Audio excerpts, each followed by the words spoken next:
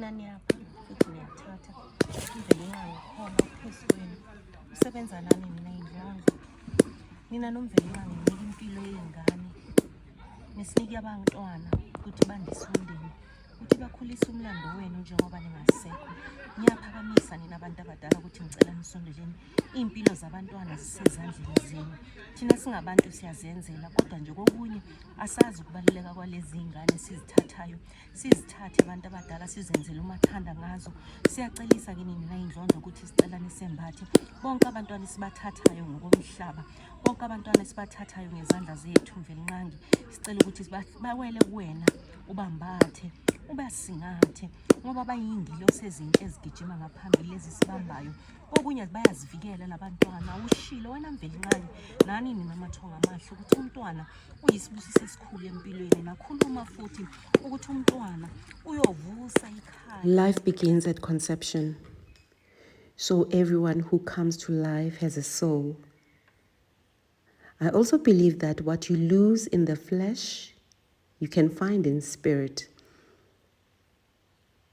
For in my opinion, spirit is eternal and death comes only to the body. Death is merely a transition from one state to another. I know this not because of religious belief or doctrine, but because of direct experience with connecting with some spirits that have passed. Let me tell you a story. A little girl about 2 or 3 years old surfaces in my dream just the other day. She points her little finger at her mom, who is facing the opposite direction, her face not clearly visible in my dream. This little girl then says, "Tell mommy that I know I departed after I was run over by a car, that I bled heavily through my mouth, and that's what ultimately caused my death." She continued, "Tshela umama ukuthi umlomo wami usavulekile. Ngicela ngivale umlomo ngendwangu, angigeze, ngihambe." Loosely translated, she says, "Tell mom that my mouth is still open from the impact of the accident, that she should close my mouth with a cloth, then cleanse me so I can depart." Strangely, when I woke up, I thought I knew the mother, but only to find I mistook her identity. But to cut the story short, I'm expecting to meet this little girl's mom, anxiously waiting for her to come through so I can pass this message. Somehow, she will surface at my door. I know she will. But yeah, the moral of this touching story is that the spirit of our loved ones are closer than we could ever imagine, no matter who we are. Each of us has a team of light, a group of unseen helpers who guide us to our highest path. This team is made up of our loved ones who have crossed over, our guardian angels, an angelic realm, and God energy, which is based on love. I refuse to be prevented from acknowledging the beautiful realm of spirit. After all, I'm an African, and African spirituality is extremely beautiful and powerful in its purest form. Kodwa some people don't believe in the afterlife. They demonize their ancestors and believe they are no more.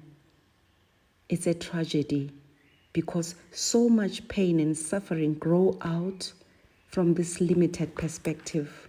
Our job is simply to remain open to receiving these powerful messages of love and guidance. When we do, we will realize that the universe is constantly loving, supporting and guiding us, even on our darkest days. So as a psychic, I take a moment of silence to connect with the other side and relay whatever information I get from those messages that come through. I use those gifts as tools to communicate this information through a reading. And during this time, I become a conduit between the other side and the person I'm reading for. And while there is no time limit, the bereaved must be in a stable emotional state when seeking a reading. If you are not yet able to remain composed during a reading, it can impact the connection. Your loved ones in spirit have several ways to get messages to you, but their messages are very subtle. So you may overlook or discount them if you don't know what to look for. So let's give credit to God.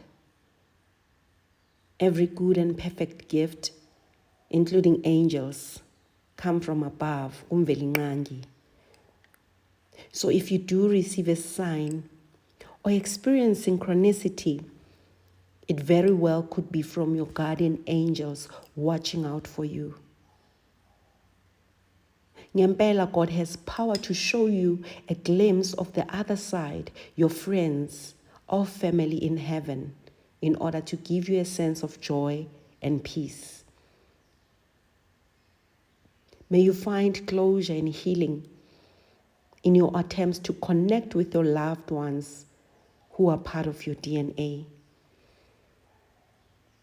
Love and light. Thokozani. Makwande.